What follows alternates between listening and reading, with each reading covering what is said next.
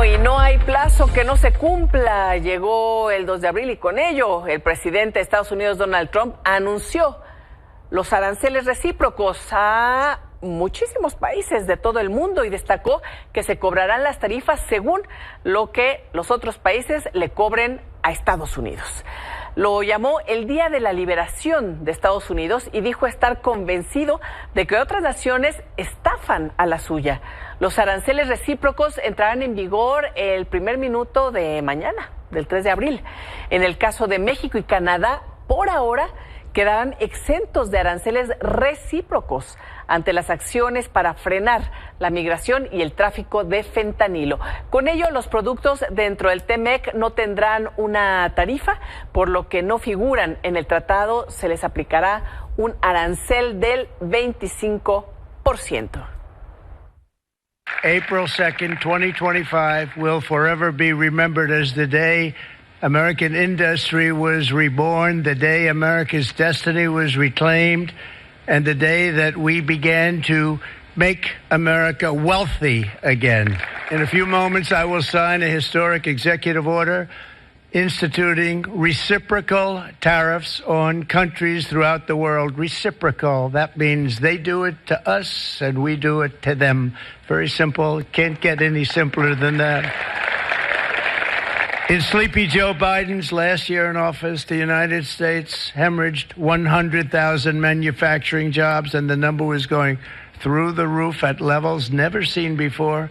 And our trade deficit reached a record $1.2 trillion, which is unheard of. Since the beginning of NAFTA, the worst trade deal ever made, it was a horror show. I was able to terminate it. They all said you'd never be able to get it out.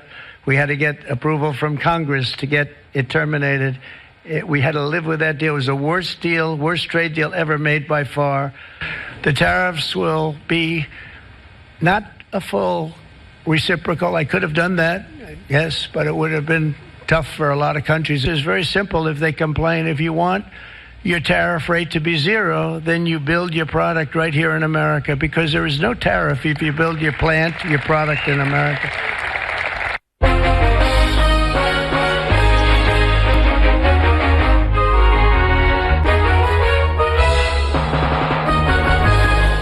Manuel Somoza, buenas noches, querido Manuel. ¿Qué tal, mi querida Elisa? Muy buenas noches. Oye, ayúdanos a entender, al parecer nos fue bien, pero realmente nos fue bien en relación a lo que anunció hoy para los otros países Donald Trump. ¿Fue claro? ¿Habrá ajustes? ¿Cómo entender? Nos habíamos quedado anoche en que íbamos a ver qué nos recetaba, así tal cual. Y pues bueno, por lo pronto vemos que aplica ojo por ojo, diente por diente o a ojo de buen cubero lo que decida Donald Trump. Pues sí, mira, para mí hubo muchas sorpresas. A ver. Creo que lo más afectado fue Asia. Sí. Los aranceles que le impone a China y a los países del sureste asiático son enormes. Sí. Las tarifas sobre Vietnam y toda esa zona pues están arriba del 45-46%, ¿no?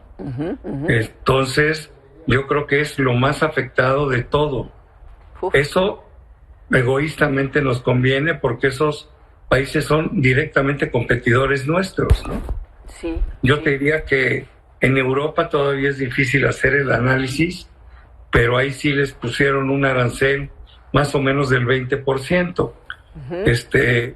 Yo creo que tiene todavía Europa mucho que negociar y lo va a hacer seguramente. Europa es el único bloque económico con el que Estados Unidos no tiene ningún tipo de acuerdo comercial. La parte de Latinoamérica también estuvo muy, muy golpeada. Sí.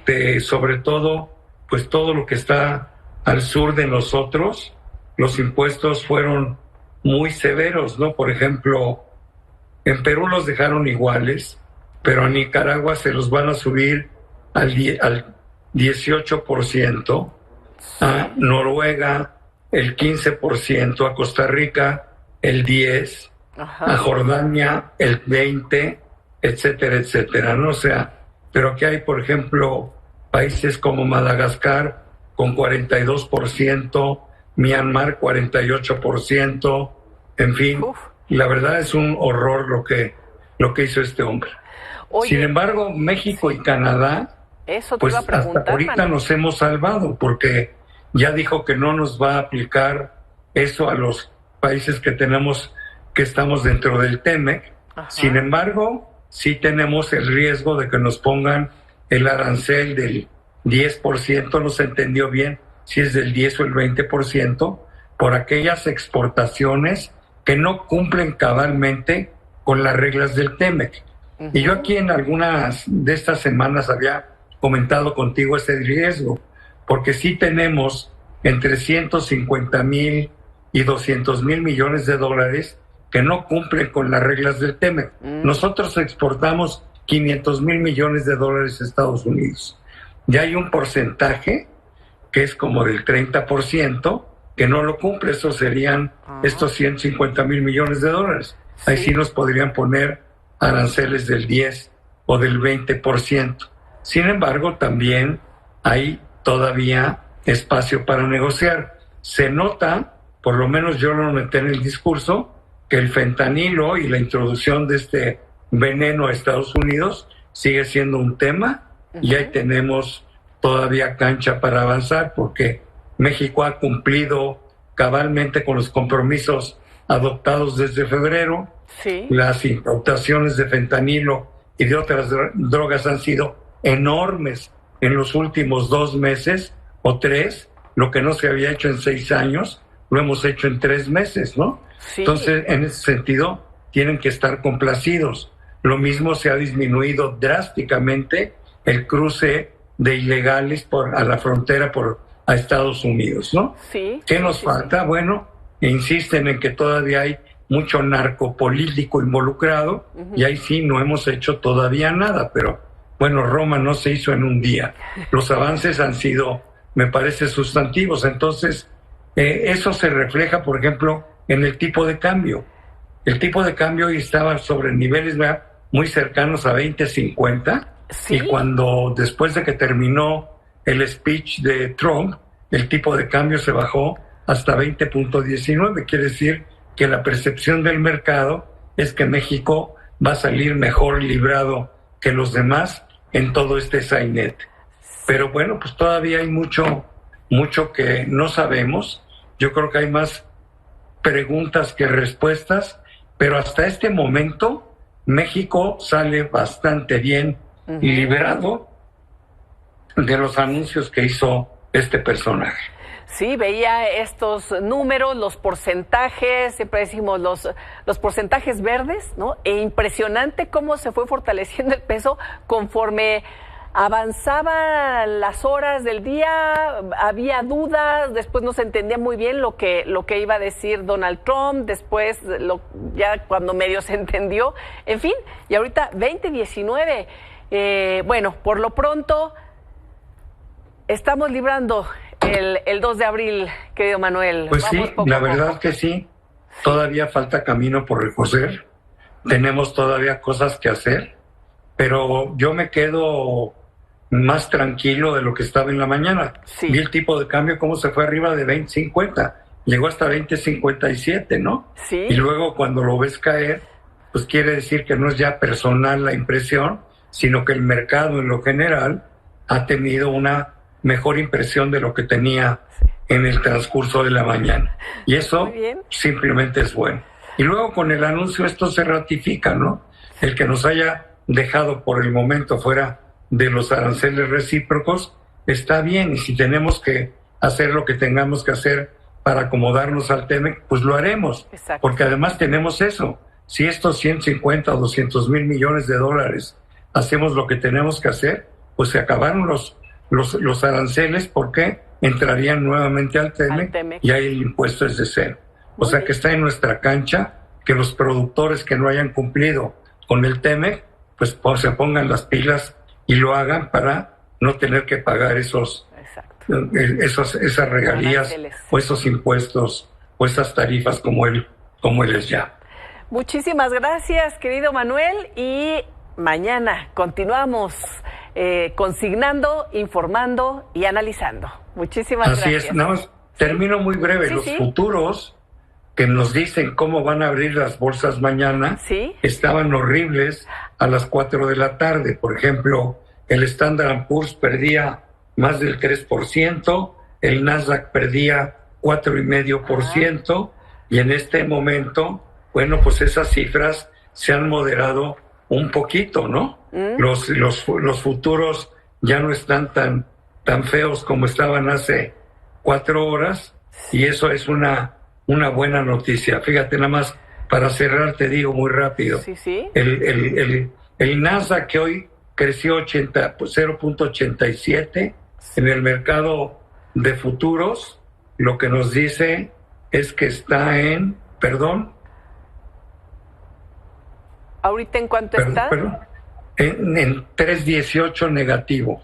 Pero como te dije, a las 4 de la tarde estaba 4,5 abajo, el Standard & Poor's 3,5, ahorita está 2.6, el Dow había perdido 1,000 puntos, en este momento nada más pierde 800 puntos, entonces como que está mejorando.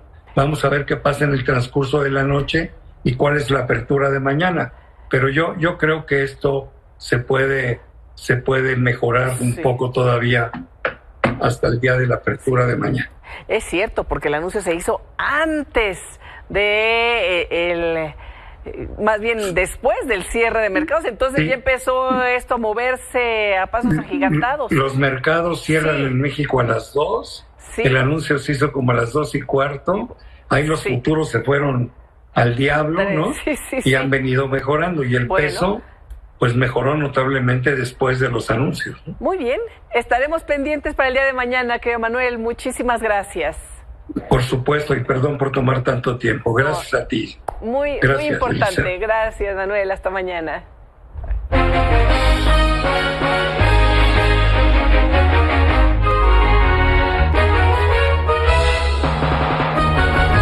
Y la presidenta Claudia Sheinbaum sostuvo una reunión en Palacio Nacional con integrantes de su gabinete luego de los aranceles anunciados por Donald Trump.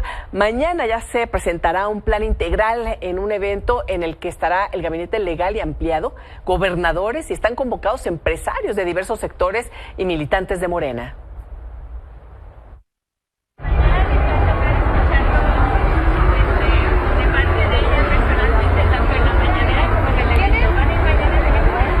¿Son buenas noticias? Pareció el anuncio de Trump. Nosotros estamos particularmente, como saben, entrenados en las principales mañana va a estar hablando la presidenta con respecto a las resoluciones. ¿A usted le parece bien? Las medidas que se estarán tomando para fortalecer a la empresa. Por su parte, el secretario de Economía, Marcelo Ebrard, escribió en sus redes que la valoración de los anuncios del presidente Trump en materia de aranceles y comercio se dará en la mañanera de este jueves 3 de abril, como le comentamos. Julio Vaqueiro, periodista, autor del libro Río Bravo, México, Estados Unidos y el regreso de Trump, colega, titular de Noticias Telemundo, ganador de un Emmy. Julio, qué gusto saludarte. Buenas noches. Elisa, ¿qué tal? Muy buenas noches, gracias por el espacio. Oye, querido Julio, pues bueno, mucho que platicar, puesto con la mirada de un experto, de un periodista que ha estado cubriendo puntualmente lo que sucede en Estados Unidos, pero también lo que sucede en México. Y te preguntaría, antes que nada, ¿cómo están recibiendo en Estados Unidos el anuncio que hizo el día de hoy Donald Trump? Bueno, es un anuncio que rompe con muchos paradigmas, ¿no? Con lo que existía, con lo que se conocía como una economía global, un sistema de comercio libre y de alianzas que se está transformando y está dando giros sin precedentes y a una velocidad además vertiginosa. A solo 2 meses del gobierno de Donald Trump y muchas cosas están cambiando muy rápido. Diría que hay preocupación en general entre muchos consumidores, usuarios, residentes de Estados Unidos que saben que muy posiblemente las cosas van a subir de precio. Esa preocupación se refleja en la bolsa de valores. Hoy los futuros de la bolsa caían conforme el presidente hacía sus anuncios desde el Jardín de las Rosas en la oficina, frente a la oficina oval en la Casa Blanca, Elisa. Sí. Y bueno, obviamente están después también los argumentos del presidente Trump y quienes simpatizan con él. Él cree, y su razón para hacer esto es traer la manufactura a los Estados Unidos, generar empleos nuevamente en Estados Unidos, por un lado, y por el otro, también ganar recursos, ganar dinero con estos impuestos, que al final son impuestos, los aranceles, porque él quiere reducir los impuestos a los más ricos, es una de sus grandes propuestas. Entonces quiere, digamos, nivelar un poco la balanza trayendo dinero a través de los aranceles. Sí, ¿y crees que ahí en Estados Unidos se comience a notar esto que mencionabas? Por un lado hay preocupación, por el otro lado también hay apoyo y entusiasmo, por otro lado, sobre todo los simpatizantes de Donald Trump, pero dentro del propio Congreso una balanza sobre las políticas de Donald Trump. Estaba leyendo tu libro, arrancaste por ejemplo con los perfiles de su gabinete, en donde son perfiles muy duros, muy firmes en sus creencias, pero por otro lado también en el Congreso pues están muy atentos a lo que pueda suceder a nivel global, y no sé si necesariamente compartan el optimismo o las políticas del propio Donald Trump. Bueno, lo que pasa, Liz, es que hoy por hoy el Partido Republicano controla las dos cámaras, con márgenes muy estrechos, pero controla las dos cámaras del Congreso de los Estados Unidos, la Cámara de Representantes y el Senado. Y el Partido Republicano está prácticamente tomado por el presidente Donald Trump, quien se ha opuesto a él, quien ha alzado la voz en contra de políticas del presidente Trump en el pasado, ha quedado exiliado del partido. Así que lo que estamos viendo ahora es un partido republicano que no se atreve, por el momento, a enfrentarse a Donald Trump. Digo por el momento porque posiblemente en cuanto a estas medidas puedan tener un impacto en los votantes y puedan representar un costo para los legisladores que quieran reelegirse, entonces quizá estemos hablando de otro escenario. Pero por ahora el Partido Republicano solo ha sabido decir que sí a lo que dice Donald Trump, porque enfrentarse le ha resultado muy costoso. Y por el otro, los demócratas pues están todavía tratando de reencontrarse, de reinventarse después de esta terrible derrota que tuvieron en noviembre, y no han sabido encontrar voces que se le enfrenten de forma contundente y eficaz a Donald Trump. No por ahora, Elisa. Sí, oye, y en este panorama, ¿cómo está México? Sabemos que has dado continuidad a los personajes en Estados Unidos, cubriste las campañas de un lado y del otro, entrevistaste a las candidatas a la presidencia de México, en Estados Unidos has tenido muchas entrevistas. Por cierto, narras cómo Donald Trump, pues como candidato, no te concedió la entrevista, ¿no? Por más que decías, oye, es muy importante el mensaje que puedas dar a la comunidad latina, ¿no? Por lo pronto, nombra ahí a su nuera, ¿verdad? En un puesto muy importante, a quien pudiste entrevistar también. Es decir, conoces y tienes el panorama completo de quiénes son los personajes en el poder en México y en Estados Unidos. Conociéndolos y conociendo también la forma en la que pueden comunicarse, ¿cómo ves a México en relación a el gobierno de Donald Trump? Por lo pronto parece que la libramos ahí un poco con todo este tema en los anuncios del día de hoy. Por supuesto, con las consignas del tema de seguridad, del tema de inmigración, pero ya con una comunicación directísima entre los gabinetes. Sí, yo diría, y lo digo otra vez con base en lo que he podido reportear y con las personas con las que he hablado, Elisa, diría que la relación entre México y Estados Unidos está pasando por uno de sus momentos más críticos y más delicados, porque está transformándose un sistema que existía y que lleva décadas, al menos si nos basamos en el Tratado de Libre Comercio, funcionando, y que ha acercado a México y a Estados Unidos, y que nos había puesto en una mira hacia el futuro, más allá del resentimiento porque Estados Unidos se llevó la mitad de nuestro territorio y todo eso que está en nuestra historia. Sí.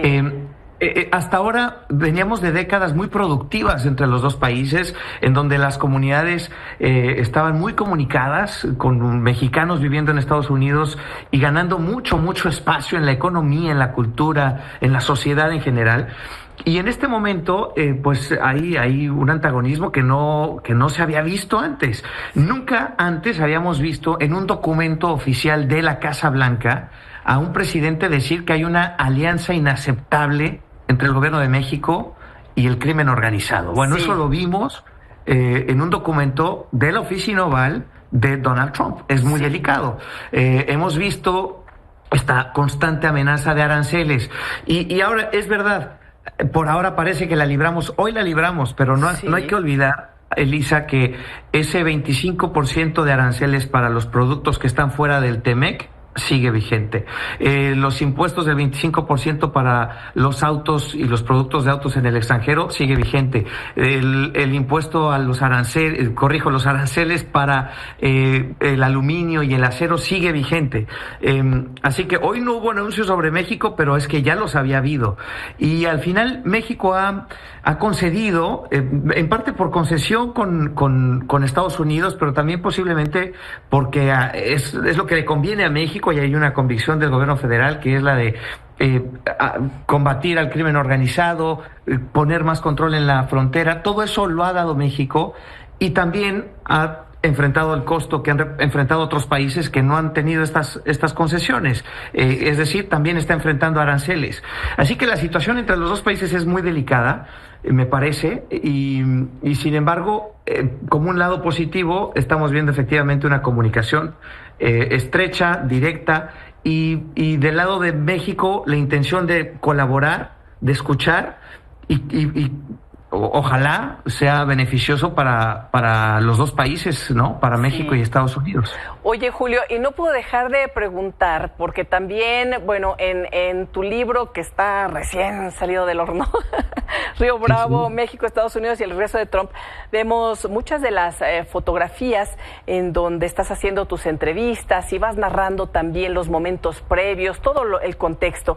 Pero hay dos fotografías que me parece que es en esta ocasión que Marco Rubio suelta un comentario sobre Andrés Manuel López Obrador durísimo. No sé si haya sido en aquella ocasión, pero recuerdo que dices aquí en tu libro, elocuente, implacable, Marco Rubio exponiendo sus ideas.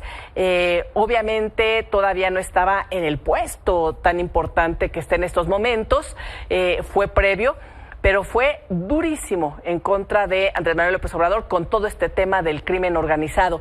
En estos momentos, ¿ha moderado su discurso independientemente de las presiones que acabas de comentar? Hemos visto en las redes del propio gobierno que se difunden y de las exigencias que tienen en relación a el combate que México debe hacer del crimen organizado. Sí, yo creo que las exigencias están ahí. Funcionarios del gobierno, el propio presidente Donald Trump ha sido muy claro hasta dónde están dispuestos a llegar. No han escatimado en incluso sugerir que está la posibilidad de una intervención militar unilateral para combatir al crimen organizado. Pero de parte de Marco Rubio concretamente, diría que no hemos escuchado palabras tan duras como las que me dijo. Efectivamente, sí. Era todavía senador, pero un senador muy involucrado con política exterior y muy involucrado con América Latina. Sí. Senador de Florida, presidente, miembro del Comité de Asuntos Exteriores en el Senado. Eso fue la primera vez que lo entrevisté, y después lo entrevisté cuando su nombre sonaba muy duro para ser un candidato a la vicepresidencia de Estados Unidos. Al final fue J.D. Vance quien se quedó con esa posición, pero él ahora, secretario de Estado, pues tiene muchísima influencia, claro está, en la política exterior de Estados Unidos, y fue sí, durísimo con la política de López Obrador, diciendo que México está controlado parte de su territorio por el crimen organizado, y que el presidente López Obrador había permitido eso, y eso no favorecía para nada a Estados Unidos porque solo estaba provocando más violencia en la frontera y la llegada de más migrantes. Ahora hay que decir que la política del gobierno federal mexicana ha sido distinta. La presidenta Claudia Sheinbaum sí que se ha alejado de esa frase abrazos no balazos, y ha dado muestras de querer colaborar en este tema específicamente de la seguridad, que es uno de los más importantes entre los dos países. Querido Julio, muchísimas gracias por el análisis, por la información. Importante conocer de tu texto en estos momentos, además de mucha actualidad. Son textos, experiencias, análisis e información de cosas muy recientes, y nos quedamos ahí para que la gente también le pueda dar una buena leída con ¿y qué es lo que sigue? ¿No? ¿Qué es lo que viene? Pero te agradezco mucho en este día tan importante, en donde la información está surgiendo y en donde se está, día a día, conformando el futuro de ambas naciones, que podamos estar en contacto. Te agradezco mucho, querido Julio Baqueiro, estar con nosotros. Gracias. Gracias a ti, Elisa, por la oportunidad de platicar contigo. Y sí, la historia se sigue escribiendo y tú la cuentas todas las noches de forma maravillosa. Así que aquí estamos, en el camino seguimos, Elisa, reporteando. Muchas gracias. Gracias, querido Julio. Buenas noches.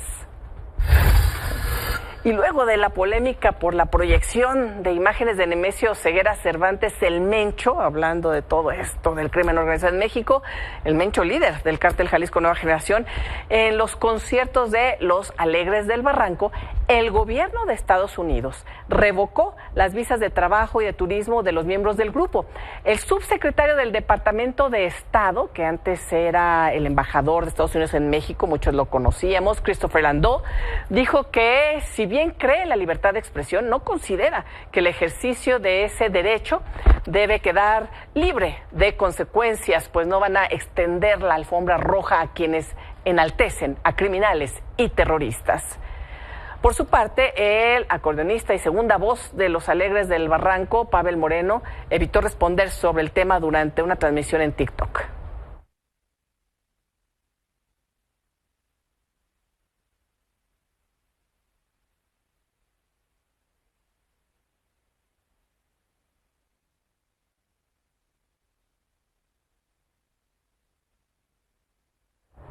Bueno, y mientras tanto, el municipio de Lázaro Cárdenas, Michoacán, anunció la cancelación del concierto de Los Alegres del Barranco programado para el 18 de abril en la Expo Fiesta 2025. También el municipio de Tequila, en Jalisco, canceló el evento que la agrupación tenía previsto para el 4 de mayo. Y sobre el hermano del Mencho, el líder del cártel Jalisco, un juez federal ordenó frenar la apertura a juicio oral en el proceso contra Abraham Ceguera Cervantes, alias Don Rodo. El hermano del Mencho, Don Rodo, promovió una demanda de garantías con intención de tumbar la vinculación a proceso en su contra. La próxima audiencia está prevista para el 30 de abril, donde se resolverá si se le concede o no el amparo. Y el Tribunal de Estados Unidos le otorgó a Genaro García Luna, exsecretario de Seguridad Pública, una ampliación de 4 meses para presentar su apelación contra la condena de 38 años de prisión que se le impuso en 2024 por el delito de narcotráfico allá en Estados Unidos. La prórroga se le concedió debido a las dificultades de comunicación con su defensa, ya que se encuentra recluido en un módulo de castigo conocido como El Hoyo, esto en la cárcel de Oklahoma, desde el pasado 13 de marzo. La nueva fecha límite para presentar el recurso es el 21 de julio. Y Mario Marín, exgobernador de Puebla, conocido como el Gober Precioso por aquella llamada que tuvo con Kamel Nasif, ¿recuerda? Bueno, vuelve al penal del Altiplano en el Estado de México tras permanecer apenas 6 meses en su casa de Gilotzingo. Su regreso a la cárcel se debió a que la periodista Lidia Cacho, quien en 2005 fue víctima de tortura por parte de los agentes del exgobernador luego de descubrir la red de pornografía infantil en Cancún, Quintana Roo, presentó una apelación por riesgo de fuga. Mario Marín partió de su domicilio rumbo al penal en un convoy de la Guardia Nacional. Hoy, martes 2 de abril de 2025, acabamos de ganar una apelación ante el juzgado para que el ex gobernador que me mandó torturar, Mario Marín, sea devuelto al penal de alta seguridad del Altiplano. Al mismo tiempo, Kamel Nassif Borge está en Puebla y están haciendo negociaciones políticas para intentar liberar al gobernador de las acusaciones por tortura. Sus vínculos con los políticos, tanto de Morena como de otros partidos, siguen estando vigentes.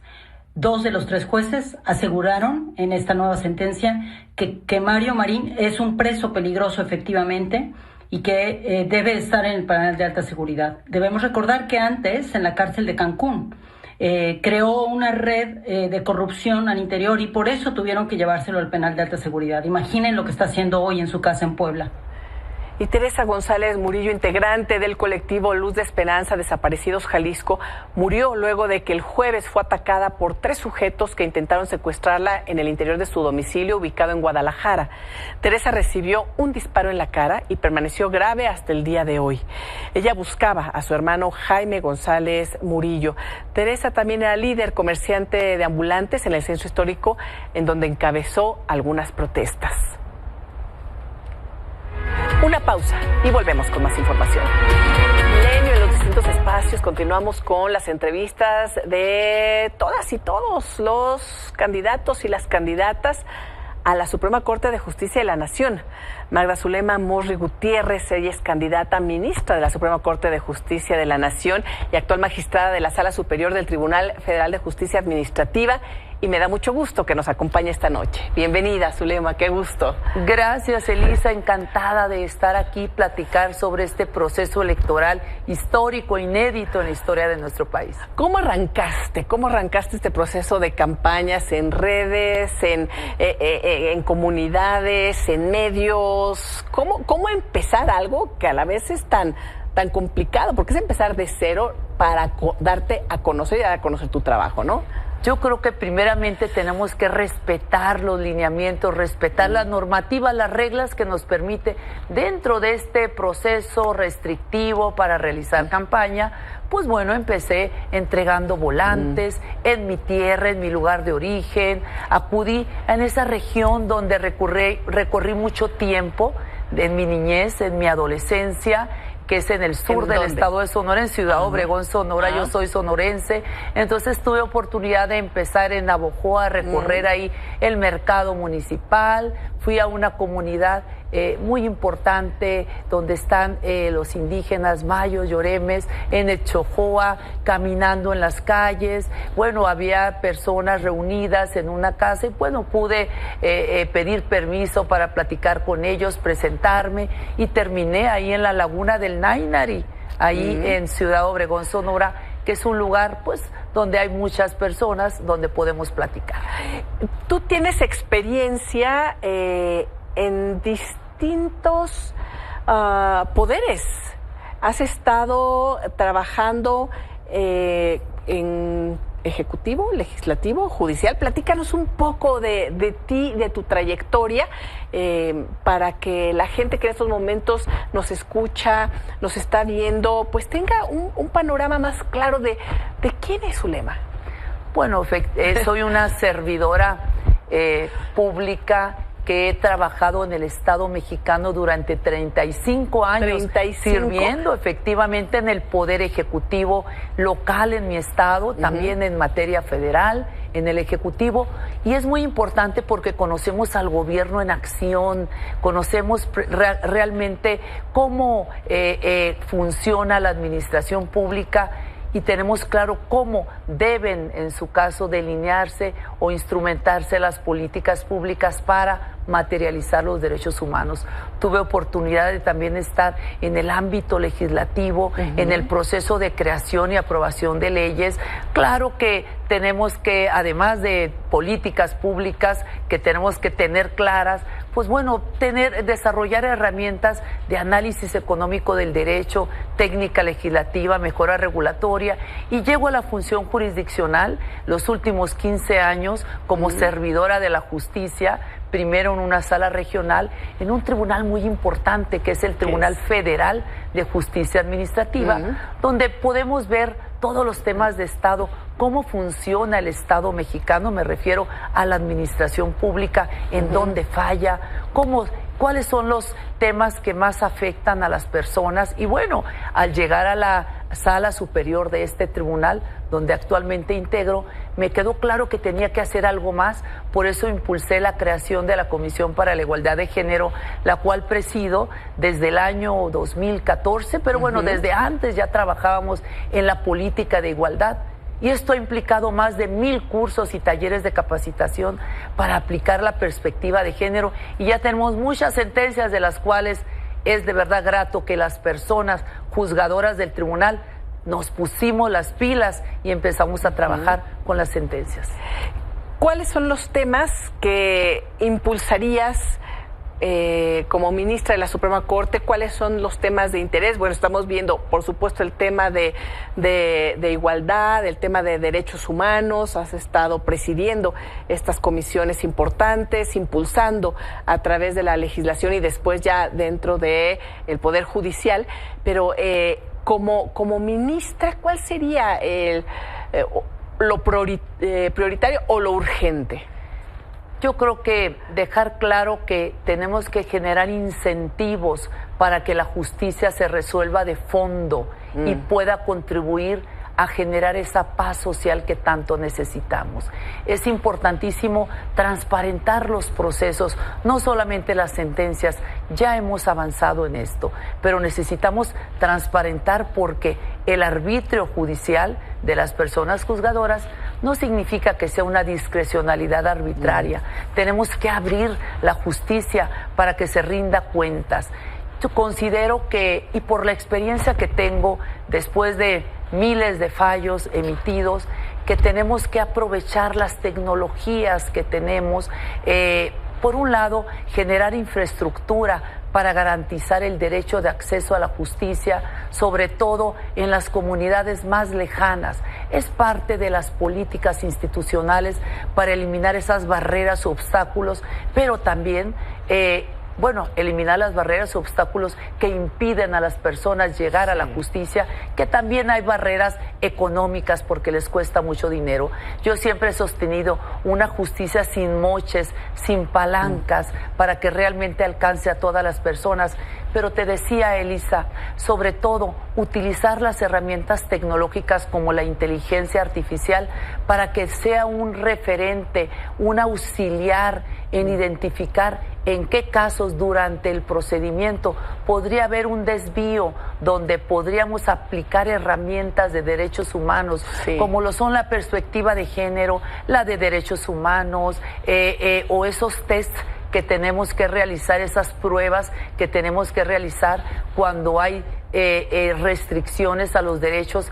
Es decir, cómo maximizar la justicia en materia de derechos humanos. La inteligencia artificial puede ser una gran herramienta que auxilie la función, porque hemos visto muchas sentencias en las cuales se pudo haber aplicado estas herramientas y no se hizo por tanta carga de trabajo, o porque, no obstante, más de 1,000 cursos y talleres de capacitación que hemos impulsado, al menos en este tribunal, hay ocasiones en las que no se pueden advertir esos casos. Zulema, hemos entrevistado aquí en estos primeros días a mujeres con una gran trayectoria, con una preparación importante.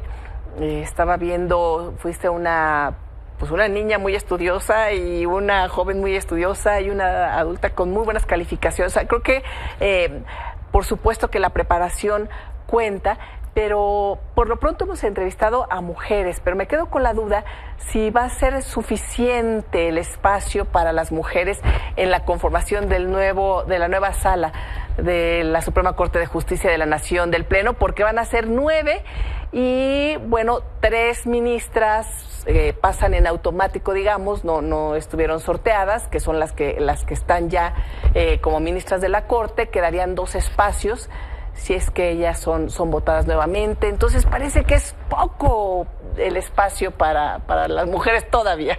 Exacto, pero bueno, estas son las reglas del juego, Elisa. afortunadamente estamos muchas compañeras, muchas candidatas dentro de estos, digamos, espacios que se otorgaron para las candidaturas, para decirle a México, aquí estamos. Serán 4 hombres y 5 mujeres, ¿verdad? La conformación. Sí. Por el principio de paridad, que ya estaba establecido en la Constitución desde antes, y al ser un cuerpo colegiado integrado por 9 personas, porque se reduce de 11 a 9, bueno, el principio de paridad, donde la paridad es el piso, no el techo, implica que se den 5 espacios a mujeres para que precisamente puedan representar en las decisiones también esa perspectiva de derechos humanos de género y bueno, sobre todo una justicia para todos, pero es importante estas herramientas. Zulema, muchísimas gracias, que lleguen las mejores personas y estaremos ahí muy pendientes, ojalá podamos seguir en contacto. Gracias a ti por el espacio y por el interés de platicar estos temas con todas las personas de México. Muchísimas gracias, buenas noches. Gracias. Una pausa y volvemos. Hasta aquí la información, ya nos vamos, nos vemos mañana.